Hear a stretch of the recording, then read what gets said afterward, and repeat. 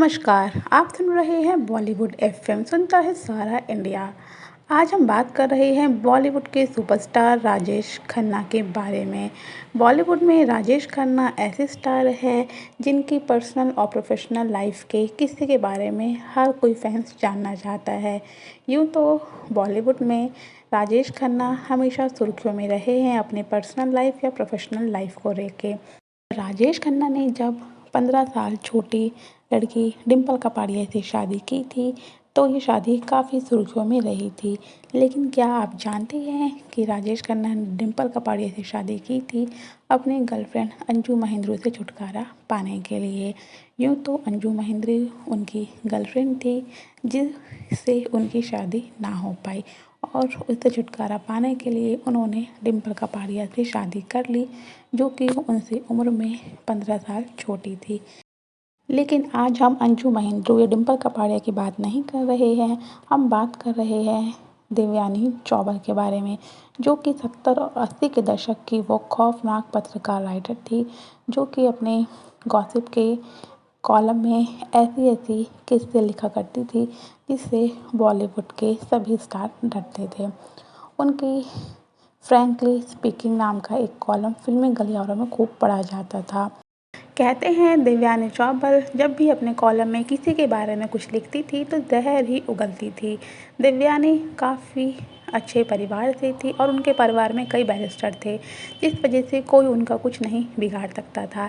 ऐसा ही एक किस्सा हुआ था जब देवयानी ने अपने कॉलम में हेमा मालिनी और धर्मेंद्र की सीक्रेट शादी के बारे में खबर लीक की थी।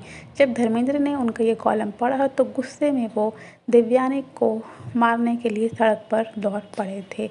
देवयानी चौबल एक ऐसी पत्रकारिता थी जो कि राजेश खन्ना के और डिंपल कपाड़िया की शादी में उन्होंने ही राजेश खन्ना को सेहरा पहनाया था। यूँ तो देवयानी के ऐसे कई किस्से हैं।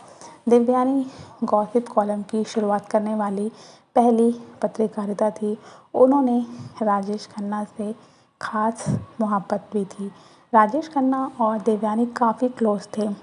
राजेश खन्ना को सुपरस्टार का दर्जा देने वाली भी देवयानी थी। देवयानी राजेश खन्ना को अपना काफ़ी अच्छा दोस्त मानती थी और दोनों काफ़ी करीब थे। लेकिन देवयानी के एक धोखे के बाद राजेश खन्ना उनसे ज़िंदगी भर नफ़रत करने लगे थे। देवयानी जब शुरू में इंडस्ट्री में आई थी तो वो हीरोइन बनने का सपना लेकर आई थी, लेकिन वो तो उनका पूरा नहीं हो पाया तो वो बन गई एक पत्रकारिता। उस समय वो दिलीप कुमार की बहुत बड़ी फ़ैन थी। देवयानी हमेशा अपने कॉलम में राजेश खन्ना के बारे में अच्छी बातें लिखा करती थी, लेकिन एक धोखे के बाद से दोनों की दोस्ती हमेशा के लिए टूट गई थी। राजेश खन्ना ने एक इंटरव्यू में कहा था कि वो मेरी काफ़ी करीबी दोस्त है और वो जिंदा दिल और प्यारी दमदार कलम वाली थी। मैं इस बात से कभी इनकार नहीं कर सकता कि उसने मेरी सफलता में बहुत बड़ा साथ दिया है और मेरी ज़िंदगी में उसकी एक अहम भूमिका है। लेकिन ये सब बर्बाद हो गया जब एक दिन देवयानी मेरे घर पे कुछ दोस्तों के साथ आई थी।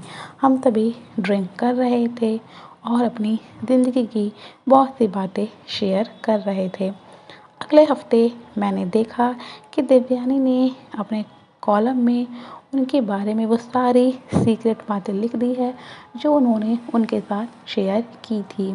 उसने मेरे बारे में वो सारी बातें लिखी जो मैंने उससे बताई थी। बजाय माफ़ी मांगने के उसने मुझे कहा कि पहले मैं एक पत्रकार हूँ। तब से लेके आज तक मैंने देवयानी से कभी बात नहीं की, ना ही मैं उससे मिलने गया जब वो बीमार थी।